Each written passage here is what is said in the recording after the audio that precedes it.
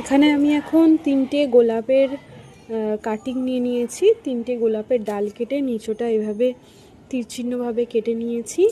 এখন এই ব্যাগটাতে আমি বসিয়ে নেব। আর এখানে সাইডে একটু মাটি রেডি করে নিয়েছি। এই দেখো মাটি রেডি করে নিয়েছি। এতে কোকোপিট আছে, আর রয়েছে বালি, আর রয়েছে গার্ডেন সয়েল।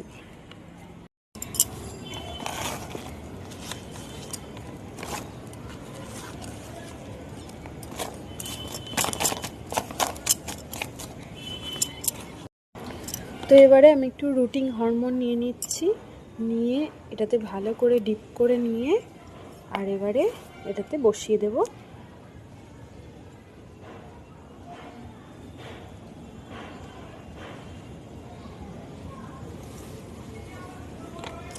এখানে আরও একটা ডাল নিয়ে নিলাম।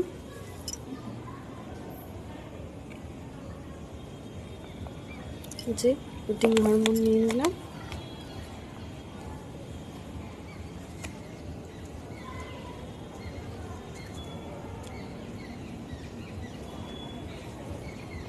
আর হ্যাঁ, এই মাটিটাতে অল্প একটু ভার্মি কম্পোস্ট আমি দিয়েছিলাম।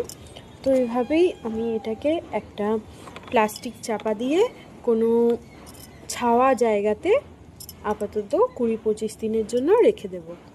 তো এখানে আমি বেশ কিছু কাটিংকে এভাবেই রেখে দিয়েছি। এটা এখন 20 থেকে 25 দিন পরে এটা আমি খুলে চেক করব যে কাজটা হয়েছে কি।